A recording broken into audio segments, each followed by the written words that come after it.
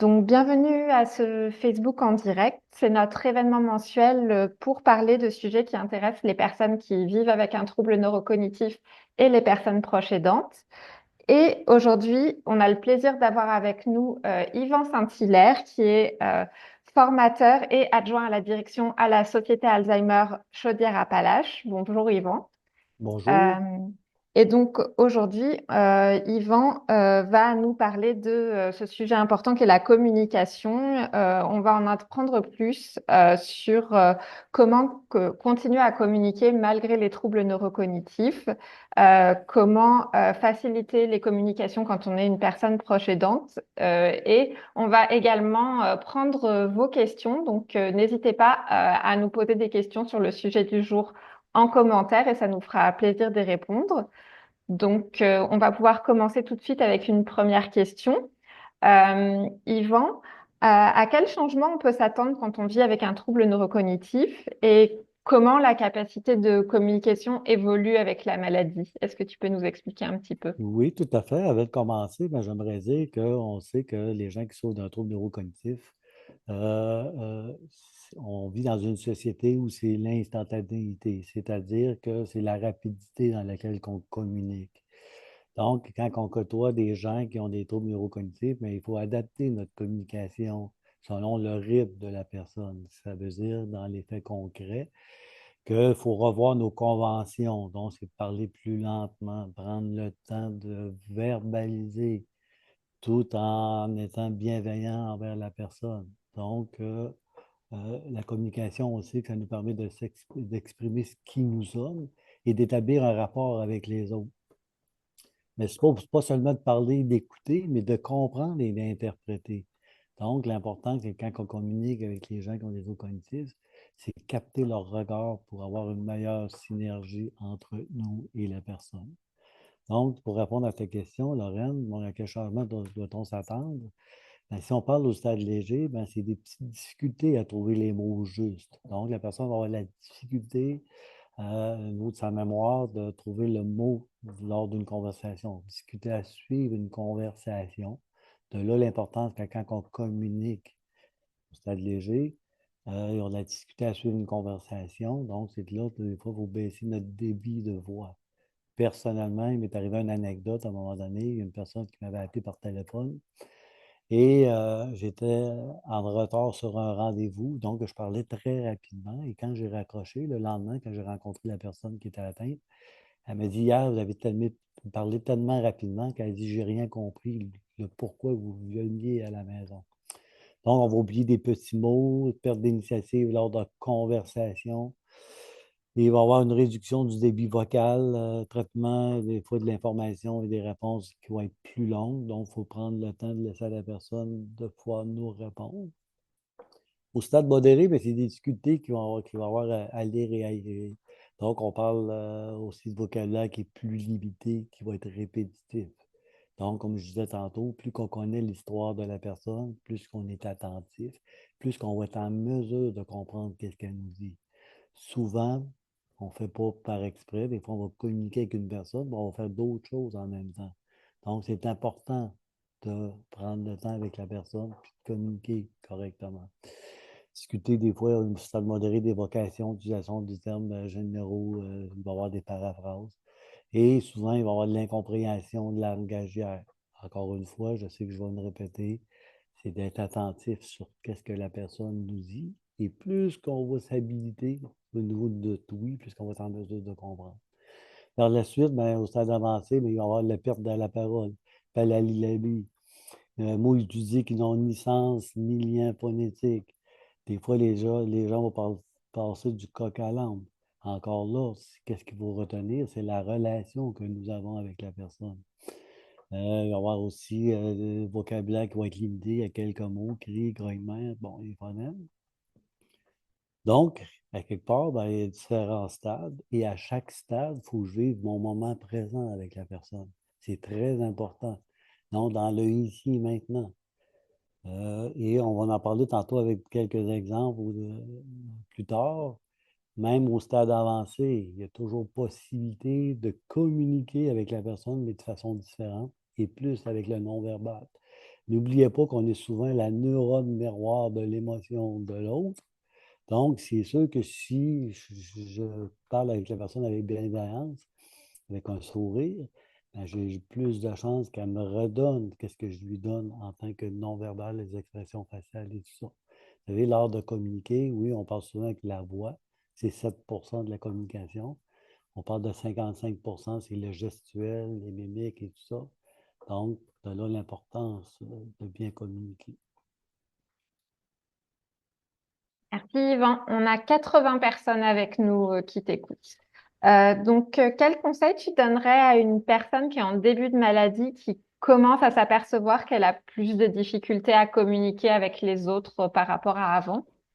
Ben, la première chose, c'est de la personne qui a un trouble neurocognitif, mais c'est de la mettre à l'aise. Hein, de lui dire de prendre son temps lors de la communication. Euh, Quand j'étais intervenant, je disais souvent à la personne atteinte, prenez votre temps. Hein, on est là pour ça, on est là pour vous écouter, on est là pour vous. Donc, et ça la rassurait. Et pour avoir donné quelques temps de parole avec des gens qui étaient atteints, c'est important aussi de les mettre en confiance, qu'elles ne se sentent pas coupables de leur situation. Parce que vous savez, quand on parle du mot Alzheimer, ça amène beaucoup de préjugés.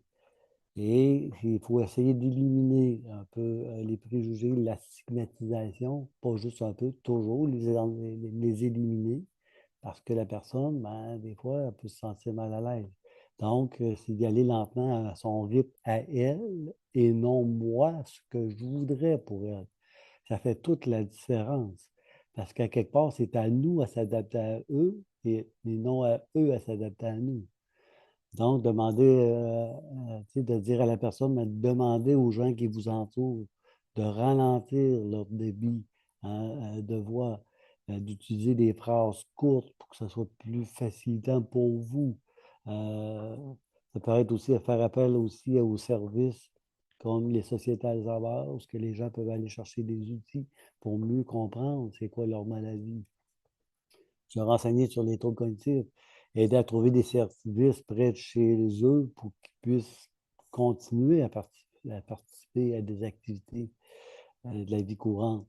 C'est de reconnaître que la personne peut vivre aussi un éventail d'émotions. Tu sais, c'est de dire à la personne, ben oui, vous avez le droit de vivre des émotions, vivre des frustrations, de la colère.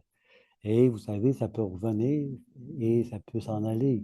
Donc, c'est tout à fait normal. Elles peuvent apparaître et disparaître. Donc, l'important, c'est d'en parler avec vos proches. Qu'est-ce que vous ressentez? Et au besoin, mais c'est toujours important de consulter son médecin si des fois la situation euh, s'enlise vers une dépression.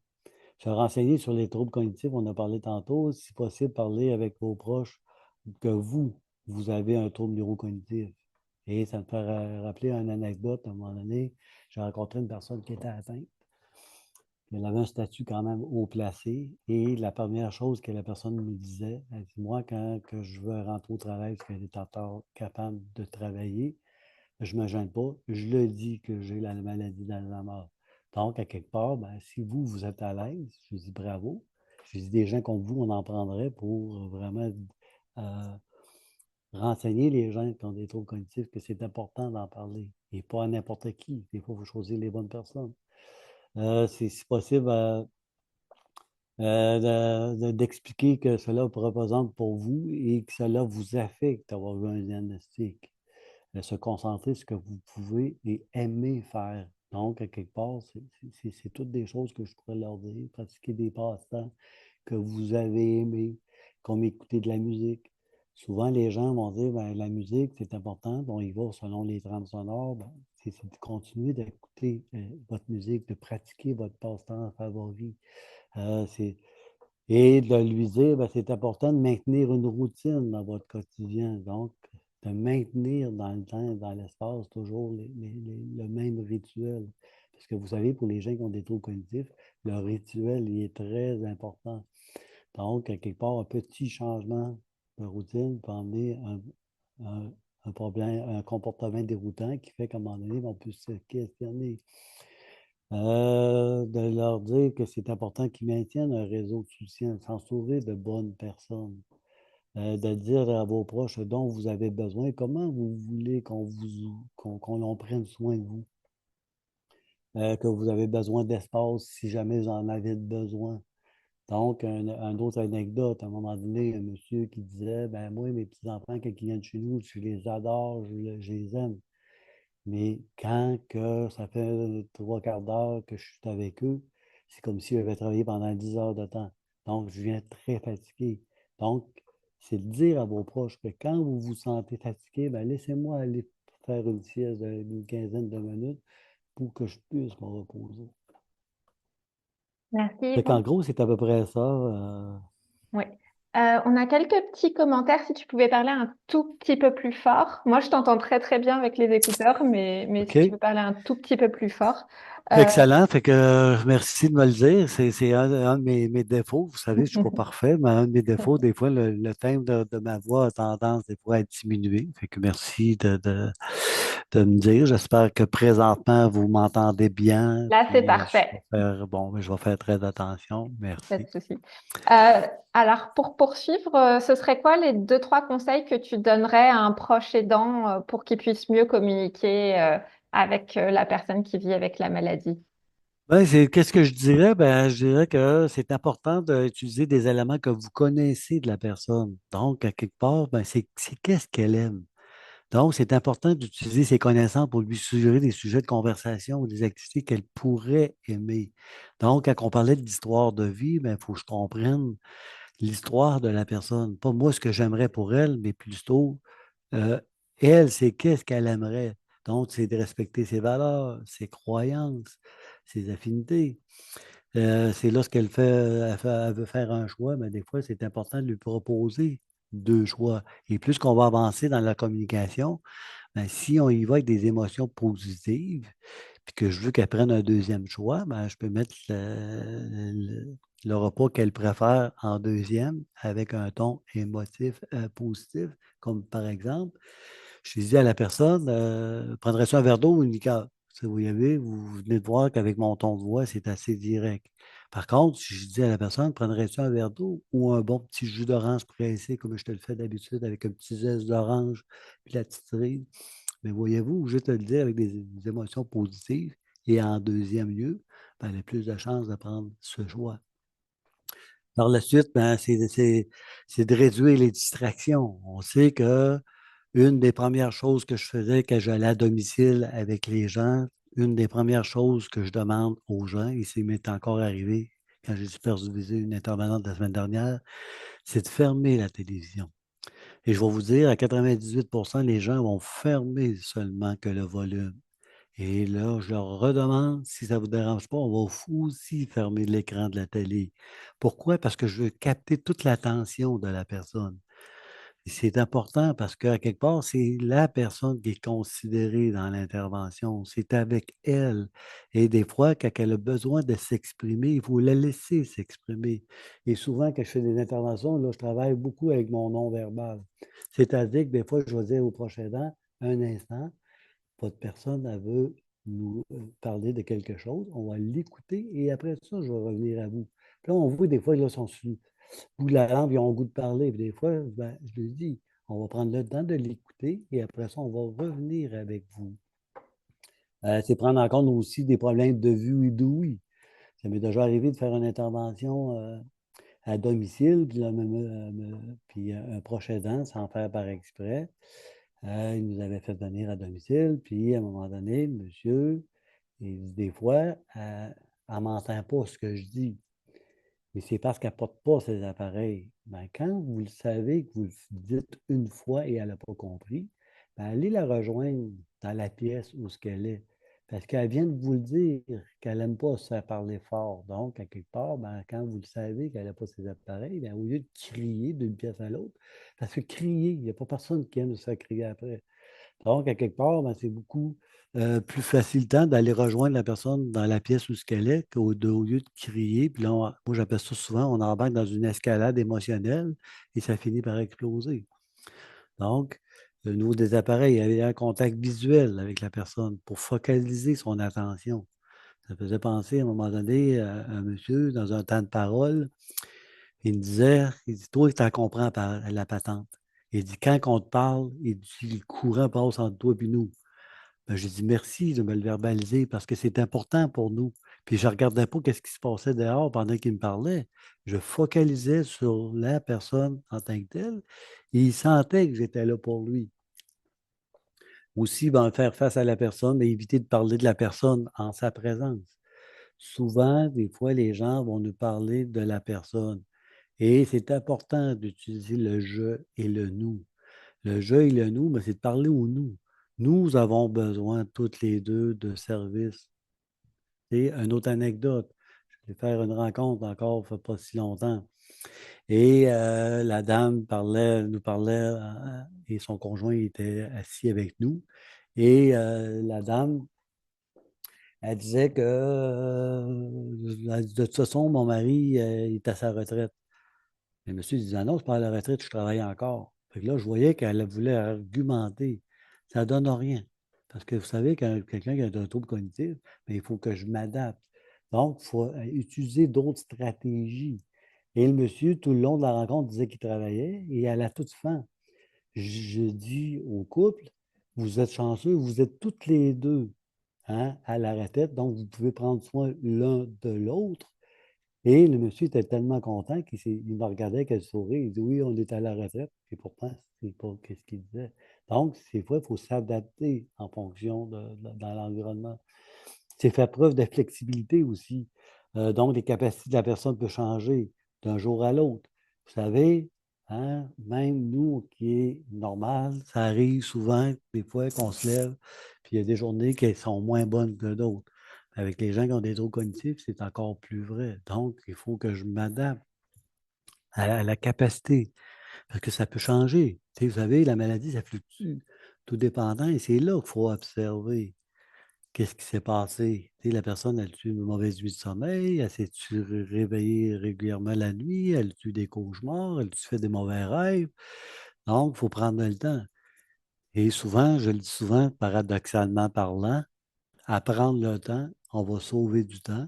Dans les faits concrets, c'est plus que je vais comprendre les troubles neurocognitifs, plus que je vais m'outiller, plus que je vais être en mesure de comprendre qu'est-ce que la personne essaie de me dire. Faire attention aussi au changement de comportement de langage qui pourrait indiquer comment elle se sent aujourd'hui. Tu sais, les personnes, vous savez que plus qu'on va avancer dans la maladie, plus qu'on a la difficulté à nommer euh, des, euh, des douleurs et des choses comme ça. Encore une fois, ben, plus que je connais la personne, ben, je vais être en mesure de voir qu'est-ce qu'elle essaie de me dire en soi. Faire attention à son timbre de voix ou à votre langage corporel. Souvent, que je donne des conférences, je travaille beaucoup avec la technique d'impact. Donc, quand je donne des conférences, souvent, ben, des fois, je me mets à faire des mises en situation. Et ça arrive dans la vie de tous les jours. Il y a des fois, ben, juste de par notre posture, ben, des fois, ça peut avoir un lien avec la personne avec qui que je parle. Donc, à quelque part, il faut montrer que voyons, la conversation sera toujours là, même si la personne a plus de difficultés. Et j'en ai pas parlé depuis le début, mais j'aimerais que vous reteniez une phrase. Souvent, lors de la communication, c'est que le cœur retient ce que la mémoire oublie. Et souvent, on veut les ramener dans notre rationnel. Mais si je parle avec mon cœur, avec bienveillance, ben, j'ai plus de chances de capter son attention. Quand on se sent dépassé, ben, des fois, c'est important de prendre du recul. Des fois, on sent l'obligation de rentrer aussi dans l'espace de la personne. Et des fois, ben, la personne, des fois, ça se peut qu'elle veuille se fâcher ou elle dit à la personne, mais tasse-toi de là, tu vois bien que je suis en train de travailler.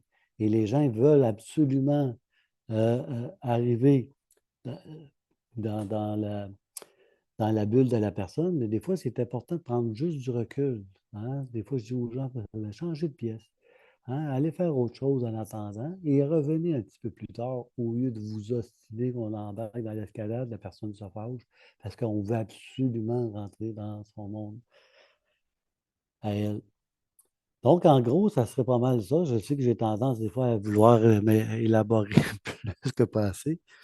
mais ça fait partie que mon petit côté que j'aime beaucoup communiquer. Tu parlais de l'importance de s'outiller, Yvan, et comment les sociétés Alzheimer, justement, elles peuvent aider quand la communication devient plus difficile entre la personne atteinte puis le proche aidant ou sa famille. Ben, les sociétés Alzheimer, ben, on est là pour outiller les gens à vraiment à comprendre c'est quoi un trouble neurocognitif. Donc, on donne souvent des stratégies aidantes. Et j'aime beaucoup souvent quand on fait des rencontres avec le couple, autant avec la personne aidée qu'aidante. Le but, c'est pas de taper sur le clou du proche aidant, vous dire qu'ils ne sont pas corrects, mais c'est de corriger au quotidien qu'est-ce qui est. euh, la raison pour laquelle, un exemple, une anecdote. Il y a une dame à un moment donné que j'étais assis avec la prochaine aidante à la table et son conjoint qui avait un trouble neurocognitif, il était assis pas loin de nous, qui se berçait dans sa chaise. Donc, la dame a dit à son mari, qui est de dos à elle, va donc fermer la porte patio. Ben, j'ai dit, madame, première chose, c'est votre conjoint. Quand vous lui parlez, c'est que vous êtes assis avec moi à la table. Lui, il est convaincu que c'est avec moi que vous parlez. Quand votre conjoint se lèvera tantôt, vous lui indiquerez de fermer la porte patio en lui faisant le geste approprié. Monsieur s'est levé, il est allé fermer la porte patio. Fait que je dis, voyez-vous, ça en a un exemple parmi tant d'autres. Donc, on peut les outiller selon les stades de la maladie. Même présentement, au niveau de la communication, j'ai fait la tournée dans mon secteur, en Chaudière-Appalaches, en CHSLD, sur l'art de communiquer avec le cœur, même au stade avancé. Donc, je donne des outils aux gens à comment rentrer en communication, même au stade avancé. Et vous savez, des fois, un toucher affectif, la musique. On sait que la musique, c'est très révélateur pour les gens qui ont des troubles cognitifs. Et c'est important de mettre une mention que quand on met de la musique, c'est toujours en fonction des trames sonores. Hein. Vous savez que si je demanderais parmi toutes les gens qui assistent au Facebook Live aujourd'hui, quelle est votre musique préférée? Ben, certains vont dire, ben, moi j'aime beaucoup Mozart, j'aime beaucoup le classique. Il y en a d'autres qui vont dire, c'est au niveau du rock, ben, j'aime tel groupe de musique.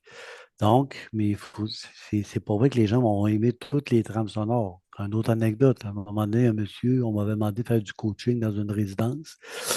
Et les préposés faisaient des activités avec les gens qui avaient des troubles cognitifs. Il y a un monsieur, en mettant une trame sonore, il se lève, puis il s'en va pour sortir de la résidence.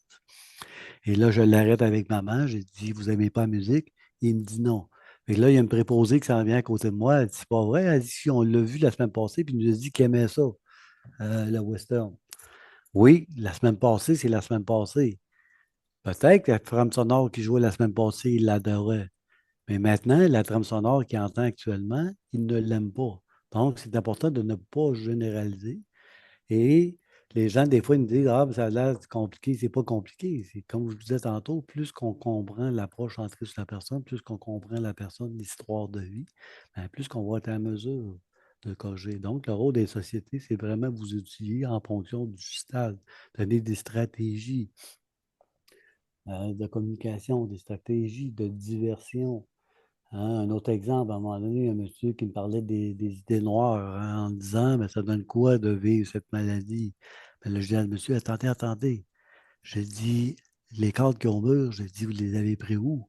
Et là, il était tout content de me dire, c'est moi, parce que c'est des casse-têtes que j'ai encore. Bon. Donc, voyez-vous, donc, on va donner plein de stratégies aux proches aidants, puis aussi aux personnes aidées en fonction de leur quotidien en soi. Merci Yvan. On a une très bonne question de Joliane. Comment réagir quand la personne, elle tient des propos qui sont faux ou qui ne correspondent pas à la réalité? Quel conseil tu peux donner pour Donc, très bonne question, puis je suis content qu'on me la pose. C'est que bien souvent, c'est qu'il faut dédramatiser les situations. Tu sais, si la personne a des défauts ou quoi que ce soit, ben elle ne sait pas. Donc, des fois, les gens ont tendance à dire, ben là, c'est pas vrai. C'est la première question qu'il faut se poser. Est-ce qu'il y a une dangerosité en soi qu'elle nous ait dit telle chose? Parce que vous savez, on ne pourra pas avoir raison avec une personne qui a un trouble neurocognitif parce que c'est elle qui a des pertes. Donc, c'est à moi à m'ajuster. Quand on dit dédramatiser, au lieu De dire, ben, qu'est-ce que tu fais là? Ben, voyons donc, c'est pas comme ça. Mais moi, je dis souvent, on embarque dans l'escalade émotionnelle, puis ça va finir par exploser parce que la personne ne sont pas contente. Donc, souvent, le jugement et le raisonnement est altéré. Donc, il faut que je m'adapte. Donc, il vaut mieux dédramatiser que s'ostiner. Et là, c'est là qu'on embarque dans l'escalade, puis ça fait paf, ça finit par exploser. Donc, puis ça, on s'est souvent posé la question, qu'est-ce qu'on fait? Ben, à quelque part, ça ne donne rien. Des fois, les gens vont dire, ah, mais là, il manipule, là, parce qu'il dit telle chose à un, puis il m'a dit complètement le contraire. N'oubliez pas que quand on souffre de la maladie d'Alzheimer, mais c'est la mémoire à court terme. Mais ça peut arriver. Puis tout est dépendant du lien de proximité qu'on a avec la personne. Ça peut arriver qu'avec une personne, on va voir telle chose, puis il va avoir elle va dire telle affaire, puis qu'elle va changer complètement de sa cassette, puis elle va parler d'autres choses pour un autre membre de la famille. Donc, il vaut mieux dédramatiser. Tu sais, un exemple, là, tu sais, si la personne a dit qu'elle fait pousser des citrons dans sa cour, es-tu grave en soi? Non. Tu sais, à quelque part, ben, je suis content que tu fasses pousser des légumes. Fait qu'on y va de façon plus générale. On dit depuis quand que les citrons, ça pousse au Québec? Tu sais, voyez-vous, des fois, là, il faut utiliser des stratégies au lieu de s'estimer de monter dans l'escalade, puis ça finit par exploser. Je pense que tu avais un très bon exemple avec ça dont tu m'avais parlé avec une histoire de crayon. Oui, exactement. Une autre affaire aussi, puis merci Lorette de me le rappeler, c'est qu'à un moment donné, ben, il y a une personne, à un moment donné, on est en train de faire une activité dans un de nos centres de jour. Et on est en train de passer des crayons. Et il y avait un participant qui prenait tous les crayons puis il les mettait dans ses poches. Donc, au lieu de lui dire, qu'est-ce que vous faites là? Vous êtes en train de nous prendre nos crayons. On a besoin pour l'activité. Mais qu'est-ce qu'on a fait? Ben, on a dit, on a fait comme si rien n'était. On avait observé que la personne prenait les crayons, les mettait. Et l'intervenante en soi avait dit, ben, il va te manquer des crayons pour mon activité. Ah, pourtant, j'en avais assez tantôt. Puis le monsieur était tout content de venir à côté d'elle. Est-ce que tu as besoin des crayons? Je vais t'en prêter. Fait qu'il nous a tous redonné les crayons. Voyez-vous, ça n'est sur des stratégies. Donc, au lieu de dire à la personne, tu me prends mes choses, ben, on va l'utiliser pour dire, ben, il me semble que j'avais des crayons tantôt, puis, mais ils vont m'en manquer pour mon activité. Ben, la personne était tellement contente de nous les donner qu'on leur remercie de nous avoir prêté ces crayons. Fait que ça n'est des stratégies qu'on peut utiliser au quotidien. Justement, c'est ma prochaine question. Est-ce que tu as des stratégies simples pour les proches aidants pour donc mieux gérer tout ce qui est situation difficile ou confusion qui peuvent être liées à la communication avec la maladie? Qu'est-ce que les stratégies bon, pour mieux gérer des situations difficiles ou des confusions liées à la communication? Ben, c'est utiliser de l'humour. L'humour, c'est pas pour rire de la personne, mais c'est dédramatiser des situations. Un exemple, à un moment donné, quand je faisais des interventions, à un moment donné, le monsieur sentait bon, que la discussion qu'on avait. Mais là, il mettait un peu d'humour. Ben, on a profité de l'humour pour un autre exemple. À un moment donné, je m'en vais à domicile et je me présente, je rencontre l'aidant et l'aidé. Et après 10 minutes à domicile, la personne, elle se met à me parler en anglais. Donc, je me dis, je lui parle en français, elle me parle en anglais. Donc, quand je suis allé valider au niveau de l'histoire de vie, puisque je me suis remémoré, monsieur, ben, c'était quoi son histoire? Ben, c'est un monsieur qui a eu euh, qui travaillait régulièrement aux États-Unis. Et lui, il pensait que j'étais un homme d'affaires qui venait le visiter à domicile. Donc, lui, il sortait son anglais. Et imaginez-vous donc que le monsieur m'aidait à bien prononcer les mots en anglais. Tu sais, voyez-vous, je parle en français, j'essaie de lui parler en anglais. Puis là, il avait tellement du plaisir, il s'est mis à mettre de l'humour.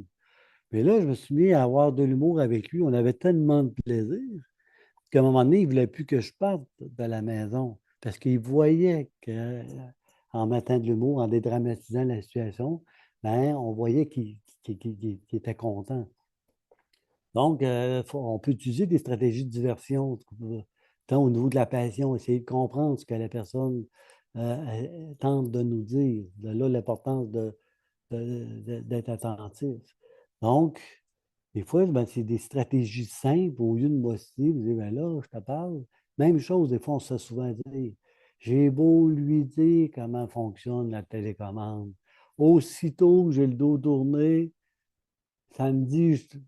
Fait que là, à un moment donné, la personne, à un moment donné, avec le temps, elle a arrêté de parler. Fait que là, je dit au monsieur, je me suis présenté avec la conjointe et le conjoint. Et monsieur, il me dit, là, il dit, écoute, je comprends plus. Ma conjointe, elle a arrêté de me parler. Je dis, d'après vous, qu'est-ce qui fait que votre conjointe a arrêté de vous parler? Il y a sûrement une raison pourquoi elle a arrêté de vous parler. Le monsieur, il dit, je ne sais pas. Il dit, je te fais venir pour ça. Je veux comprendre pourquoi elle ne me parle plus. Si on regarde l'histoire de vie de votre conjointe, qu'est-ce qu'elle faisait, votre conjointe, avant le début de la maladie? Hein? Elle était professeure d'école. Qu'est-ce que ça fait, un professeur d'école? Hein, ça nous aide à bien prononcer les mots.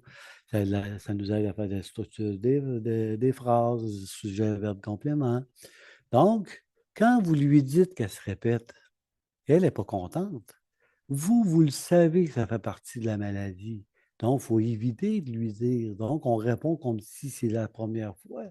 Donc, on est en train de l'infantiliser et elle n'est pas contente. Et la dame qui a des troubles cognitifs de répondre à son monsieur, maudit orgueil, qui est en train de lire mon intérieur. Fait que voyez-vous, c'est que quelque part, il faut comprendre que la dame ne fait pas par exprès pour poser toujours la même question.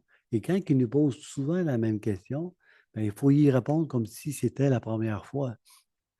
Ou sinon, on utilise des stratégies de diversion ou d'autres stratégies qu'on peut utiliser pour justement faire changer de sujet au lieu de la maintenir dans notre sujet qui va finir par devenir anxiogène pour elle. Merci Yvan. Je regardais les questions parce qu'on a plein de questions. Ça fait beaucoup réagir les situations difficiles. Il y a Suzanne qui demande comment faire quand il me tient des propos désobligeants pour demander du respect. Comment réagir? Et c'est ça, c'est une autre très bonne question. C'est souvent, des fois, les gens ils peuvent être désinhibés de par la maladie. Des fois, ils vont nous dire des gros mots ou quoi que ce soit. Je sais que c'est facilitant, qu'est-ce que je vais vous dire, mais il ne faut pas nécessairement le prendre personnel. Souvent, c'est la maladie qui fait en sorte qu'on a des comportements déroutants. Donc, à quelque part, il ne faut pas embarquer dans l'escalade parce que la personne ne fait pas par exprès de dire des gros mots. Des fois, les gens vont dire des choses qui ne se disent pas, donc ils n'ont pas de convention sociale. Ça ne se dit pas en public. Et souvent, ben, quand les gens ne savent pas c'est quoi des troubles neurocognitifs ou que la personne a des comportements qui ne savent plus quoi faire, ben, c'est sûr que des fois, ça peut être déroutant en tant que situation.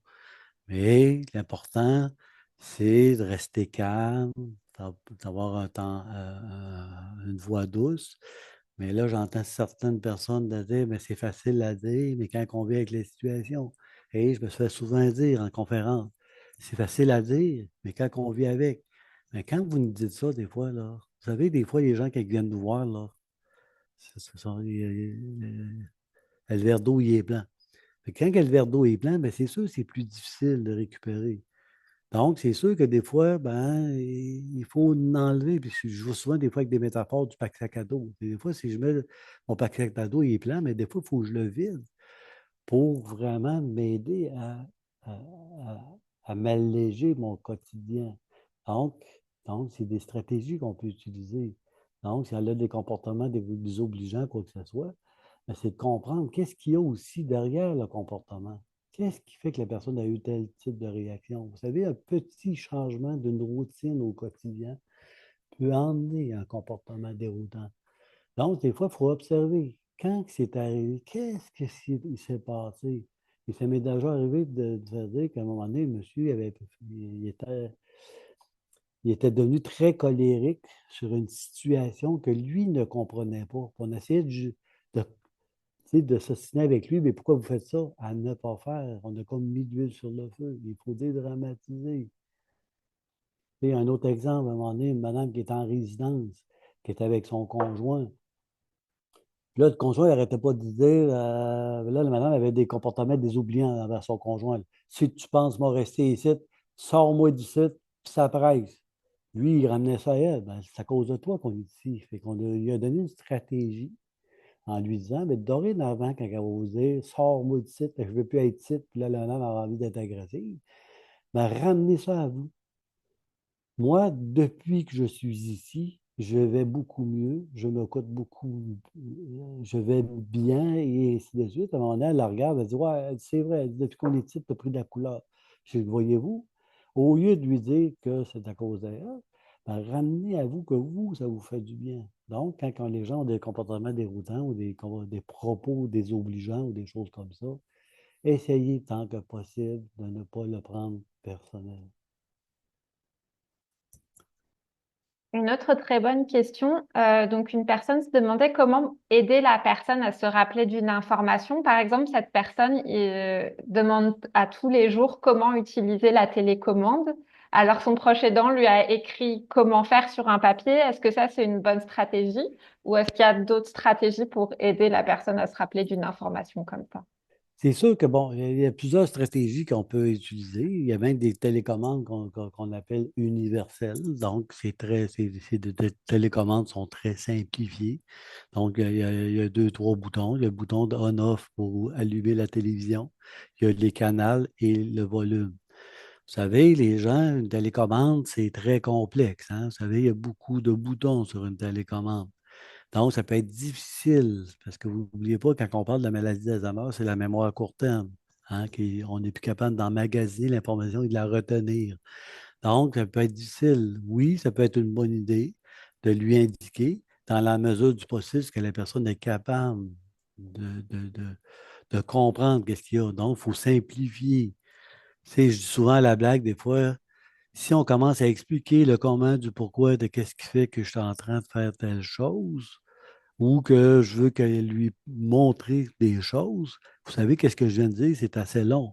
Donc, des fois, il faut synthétiser, il faut y aller le plus simple possible. Et si vous connaissez les goûts de la personne, ben, on peut lui mettre le volume, son poste préféré, et ainsi de suite, puis lui faire regarder son émission. Donc, il y a plusieurs possibilités. Ça dépend toujours dans quel contexte. Mais vous savez qu'on parle de Bell, Cogeco, Vidéotron. Les télécommandes sont de plus en plus complexes. Imaginez-vous, moi, je suis une personne ordinaire, j'ai de la difficulté à comprendre ma manette chez nous. Imaginez-vous quelqu'un qui perd la mémoire, qui a de la difficulté. Donc, on peut lui écrire effectivement sur un papier. On peut simplifier la télécommande ou acheter une télécommande universelle qui est beaucoup plus simple selon le type de TV que vous avez. Bon, j'espère que ça répond à la question en soi. Parfait. Une autre question qu'on a, c'est une personne qui refuse les soins en CLSC, qui refuse toute aide, notamment les soins d'hygiène. Comment est-ce qu'on peut composer avec cette personne? Comment on peut communiquer avec elle? Et encore là, bravo, il y a des très bonnes questions. C'est sûr et certain que c'est pas toujours évident pour le prochain temps parce que souvent, on a besoin d'aide pour pallier. Mais ça dépend toujours de la façon qu'on va l'emmener. Et c'est sûr que c'est difficile pour moi de façon générale de parler, mais ça dépend toujours dans quelles circonstances. Si on ramène à la personne que tu vois bien, tu n'es plus capable de te laver, ça va prendre quelqu'un, je ne suis pas certain que c'est la bonne façon de faire. Donc, à quelque part, ben, c'est d'essayer de comprendre la personne dans le moment présent. Une anecdote que j'ai, il y a une dame qui refusait catégorique de prendre sa douche. Là, la famille ne comprenait pas. Ça n'a pas de bon sens. Ça fait une semaine qu'elle ne s'est pas lavée. Il faut qu'elle se lave et tout ça.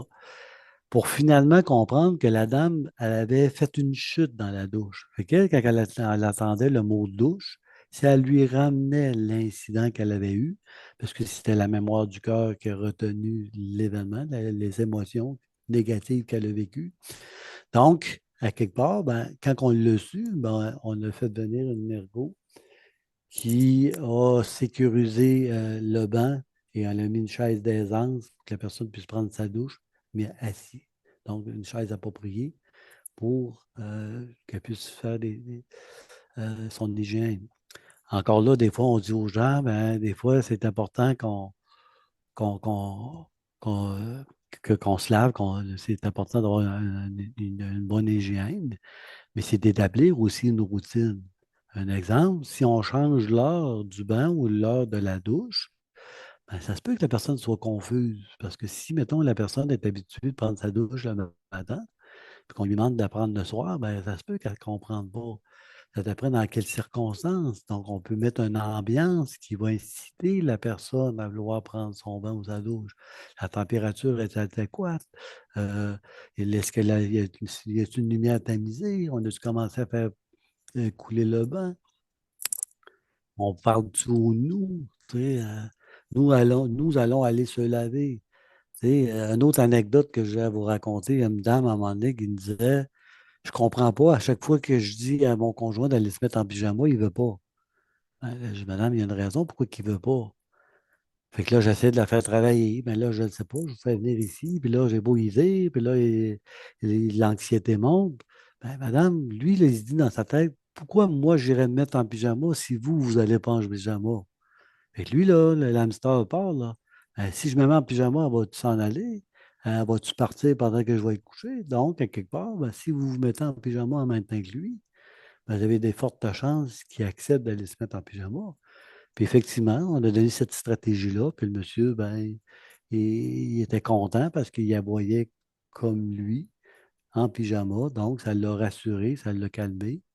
On a réussi à enlever le comportement.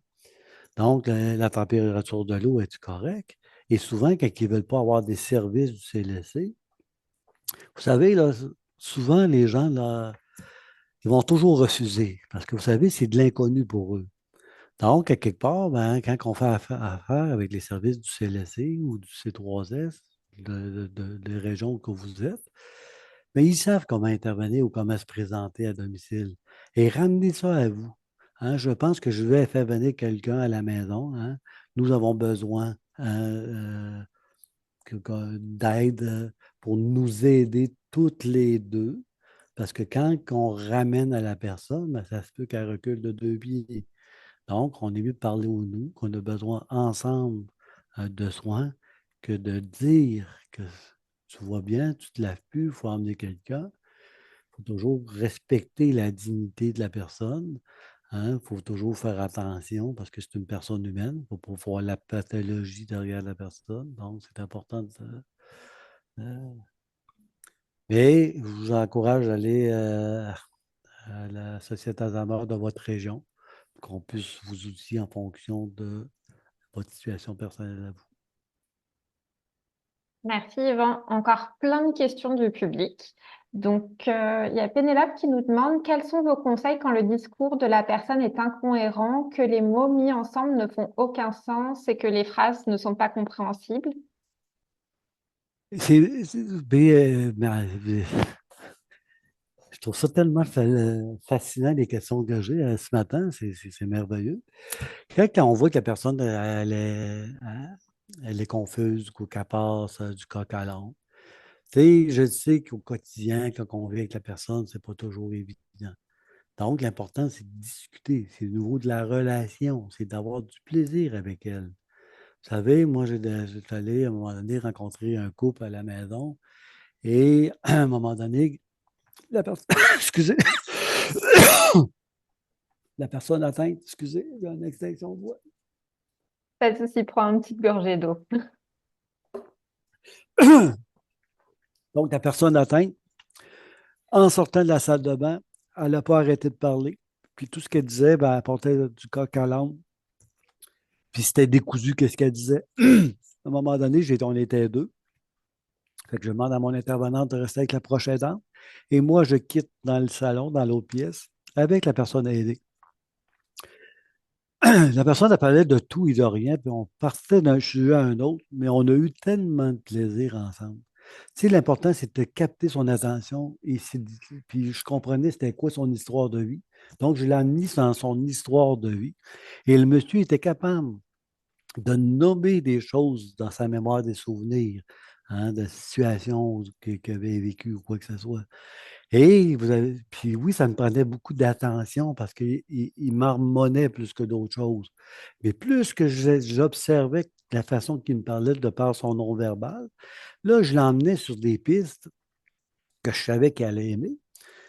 Et on voyait dans son regard qu'il était content que je m'intéresse à son histoire de vie, parce que c'est un monsieur c'est un ancien musicien. On parlait des instruments de musique. Je lui parlais des musiciens de son temps. Bon, il était capable de m'en parler. Puis à un moment donné, monsieur me parle à un moment donné des instruments de musique, mais ça ne se tenait pas debout, qu'est-ce qu'il me disait. Le but, c'était de communiquer, puis de voir mon attention avec lui. Et je le faisais avec bienveillance. Il était tellement content que je prenne attention avec lui. Puis vous savez, leur capacité euh, d'attention, il est souvent plus difficile et ils vont se fatiguer beaucoup plus rapidement. Et j'avais passé 1 heure avec ce monsieur-là, puis après 1 heure, ben, avant que je parte, ben, je tenais à ce que monsieur il allait faire une petite sieste parce que ça lui avait tellement demandé d'attention. Mais l'important, c'est de discuter avec la personne pareil, même si on voit ce qui passe du coq à l'âne. Ça me rappelait, moi, ça me rappelle pendant la pandémie. On appelait des gens pour briser l'isolement. Puis un monsieur me parlait de tout et de rien. Puis à un moment donné, ben, il m'était fait ben, merci beaucoup de la conversation, ça a été super plaisant. Puis on a passé sur un autre sujet. Donc, l'important, ben, même si la personne a discuté, c'est de là l'important de porter attention. Tu sais, un autre exemple, à un moment donné, pendant une rencontre, je disais tout le temps, Madame, pendant la pandémie, est-ce que votre conjoint est à côté de vous? Madame donne répondre, non, non, non, de toute façon, il est assez loin, il ne comprendra pas. Il faut toujours faire attention quand que la personne est près de nous, de ne pas parler de la personne en soi, parce que ça se peut qu'elle capte des mots, pensant qu'elle ne comprend pas, mais elle peut très bien comprendre. Fait que la dame, elle me disait, vous savez, j'arrive de chez le médecin, mon médecin euh, veut que je place mon mari. Je ne suis pas rendu à le placer. Bon. Puis le monsieur, là, même s'il marmonnait et n'était pas capable de parler, puis il avait de la difficulté, il était capable de comprendre le mot placer. Donc, le monsieur est devenu très anxieux. Quand que madame elle a raccroché, elle y a appelé sa fille. Sa fille s'est dépêchée d'aller à la résidence. Demande à sa mère si tu veux, tu veux placer papa. Donc, même si des fois les gens pensent qu'ils ne comprennent pas, ou des fois ils vont marmonner, puis c'est un monsieur qui, des fois, qui marmonnait. Donc, plus que je comprends la personne, plus que je comprends l'histoire de vie, plus que même si la personne marmonne ou qu'elle a de la difficulté à s'exprimer, plus qu'on va être en mesure de comprendre c'est qu'est-ce qu'elle essaie de nous verbaliser. Fait que je ne sais pas si ça répond à la question, mais quelque part, ben, c'est de porter une attention. Tu sais, c'est d'avoir du plaisir, c'est de mettre de l'humour, c'est de mettre de la musique. Vous savez, en CHSLD, il y a des gens pour communiquer avec leur personne. Même si la personne a plus de difficultés, ben, des fois, ils vont emmener le trousse de soins pour les cheveux, ils vont peigner leurs proches, ils vont mettre un petit peu de musique. Donc, les gens qui sont atteints de la trouble cognitif sont tellement contents parce qu'ils savent qu'on prend soin d'eux.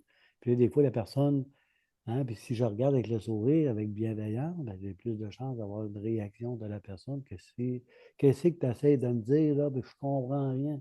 Ben, la personne, elle va ressentir encore des choses. Donc, il faut toujours faire attention.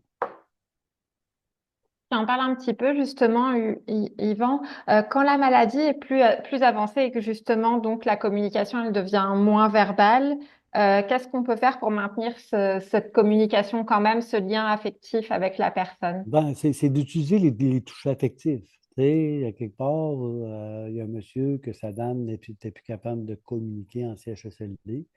Puis dis-moi, là, à chaque fois que j'arrive et que je frotte ma conjointe dans le dos, elle est capable de me dire je t'aime. Je dis bravo, je dis, voyez-vous, ça en est une forme de communication. Elle est encore capable de vous dire qu'elle vous aime parce qu'elle sait que le toucher affectif que vous lui donnez, ça représente l'amour que vous avez pour elle. Donc, elle vous dit je t'aime. Donc, c'est prendre le temps d'avoir des petites attentions pour la personne. Donc, selon ses goûts. Hein, vous pouvez emporter un livre et raconter un extrait selon ce qu'elle a aimé. Si la personne, vous savez qu'elle a aimé le hockey, ben, on peut y parler du hockey. Fait penser à un monsieur en CHSLD qui aimait beaucoup le golf. Et à un moment donné, son frère, il a eu la brillante idée d'amener une petite espèce de, de, de, de module. Puis il avait dit à son frère, ben, si tu veux, on va frapper la balle pour l'envoyer dans le trou. Ben, son frère, même s'il est en CHSLD, il a réussi à l'avoir en un coup. Son frère, il n'a jamais été capable. Donc, on est allé selon ses passions. Donc, ils ont porté une petite attention selon ses goûts. Toujours pour faire attention aussi selon les valeurs de la personne, ses passions. Hein, de montrer aussi des petites attentions. Mettre de la musique. C'est très important. Prendre soin de la personne comme de la baigner, musique, etc. Ça l'est. Tu sais, je peux dire à la personne, ben, le printemps arrive, je peux apporter un bouquet de lilas parce que je sais qu'elle a beaucoup aimé les lilas. C'est de porter des absences, des petites attentions. Elle va le ressentir. Tu sais, comme je disais tantôt, la mémoire du cœur, ben, le cœur retient ce que la mémoire oublie. Mais c'est des petites attentions au quotidien qui vont faire toute la différence en soi. Donc, quand on dit, ben, des fois, c'est très difficile, ben, c'est d'y aller avec bienveillance. Puis, tu sais, vous y allez à votre rythme à vous. Je dis souvent dans mes conférences, vous êtes mieux d'aller voir votre proche 1 heure, mais 1 heure bien investie avec elle, que d'y aller pendant un avant-midi ou un après-midi de temps, à taper du thé, à reprendre la personne parce que vous ne comprenez rien. Elle va ressentir. Puis ça se peut qu'elle ait des problèmes de comportement suite qu'est-ce que vous avez fait. Donc, il faut que vous vous respectiez aussi dans ce rythme-là. Donc, c'est important aussi, qu'on n'a pas parlé, d'aller se ressourcer en tant que proche aidant. Parce que c'est normal de vivre de la colère, des frustrations, de l'impatience avec des gens qui ont un trouble neurocognitif. Plus que vous allez vous informer, plus que vous allez être en mesure de pouvoir aider la personne en soi. Donc, c'est important aussi d'aller chercher des outils au niveau des sociétés, c'est d'aller chercher du ressourcement, c'est d'avoir des petites attentions aussi pour vous aider à alléger votre quotidien en soi. Donc, il n'y a pas de honte d'aller chercher de l'aide, hein. Tous et chacun, selon la période de sa vie, aura besoin un jour ou l'autre, hein, d'aller chercher du soutien, mais c'est important aussi pour vous d'aller chercher de l'aide et de faire des activités pour aller vous ressourcer. Parce que plus que vous allez vous ressourcer, plus que vous allez être disposé pour votre proche. Plus que vous allez vous surinvestir, plus que vous allez être fatigué, plus qu'on embarque dans l'escalade émotionnelle, puis on finit par exploser. Et c'est là qu'à un moment donné, ben, ça crée de l'interaction négative. Donc, c'est important aussi de prendre soin de vous. Donc, il n'y a pas de honte à demander de l'aide. C'est important. Et est-ce qu'une belle occasion de communiquer avec son proche, c'est d'aller marcher, par exemple? On a une marche qui s'en vient Tout à fait. prochainement, à peu Exactement, près à la même heure. exactement. Marcher. Marcher, c'est très important. Puis encore là, vous êtes amène à un autre bon point. Donc, des fois, au lieu de regarder qu'est-ce que la personne n'est plus capable de faire, il faut regarder qu'est-ce qu'elle est encore capable de faire. Et souvent, les gens qui sont atteints d'un trouble neurocognitif sont encore capables de marcher, de faire de l'activité physique. Il ne faut pas se dire ou de généraliser, il n'est plus capable de rien faire. Il faut y aller selon ses capacités qui sont préservées et de les maintenir. Et effectivement, la marche qui s'en vient le 24 et 25 mai dans toute la province de Québec, c'est une occasion d'apporter votre proche qui est atteint de la maladie, parce que chez nous, en Chaudière-Appalaches, il y a souvent des gens qui sont atteints de la maladie, et même nous, en tant que personnel de la société, on prend le temps d'aller vers ces gens-là, d'aller leur parler, hein, d'aller discuter, ils sont tellement contents de participer à cette marche. Vous savez, il faut euh, les faire, les faire bouger et les faire participer à des activités comme de quoi que c'est important et on y va pour une bonne cause. Et Et pour la stimulation. exactement la stimulation, autant au niveau cognitif que physique, ben, au moins il bouge. Et souvent, je le dis souvent des fois dans des conférences, juste le fait de vous déplacer et d'aller à des activités, mais ça vous fait bouger. Et c'est important aussi de penser à la personne qui est atteinte, hein, de la faire bouger, de la faire marcher. C'est sûr qu'on ne vous demande pas de courir un marathon, vous allez à votre rythme. Donc, et voilà. pense que ça fait un bon mot de la fin, à moins que tu aies autre chose que tu aimerais partager, Yvan. Ben, j'aimerais partager que merci de votre attention. J'espère que ça vous a plu en tant que conférence. C'est mon premier Facebook Live. Merci Lorraine de m'avoir dirigé un petit peu par ce Facebook. J'ai le goût de vous dire merci de votre attention. Merci d'avoir posé des très bonnes questions. Vous savez, il n'y a pas de bonnes ou de mauvaises questions. Toutes les questions se posent. Donc, je vous encourage d'aller à une des sociétés Alzheimer de votre région, au besoin, d'aller chercher de l'information, parce que vous savez, chaque société a des groupes de soutien pour les prochains aidants. Ils ont de la formation aussi pour les prochains aidants. Ils ont des temps de parole. Ils ont des centres de jour où ce que les gens peuvent aller chercher du répit. Donc, informez-vous, c'est très important. Ne restez pas seul. Et merci de votre attention et je vous souhaite une agréable journée et profitez du soleil. Le Merci printemps est beaucoup. arrivé. Merci beaucoup, Yvan. Donc, n'hésitez pas si vous avez encore des questions après ce Facebook en direct à nous appeler au 1-888 mémoire, donc 1-888-636-6473 ou à trouver votre société sur masociété.ca. Comme ça, vous pourrez trouver votre société régionale. Et un grand merci à toi, Yvan, pour tous les conseils que tu as partagés aujourd'hui. Merci à Merci vous. beaucoup.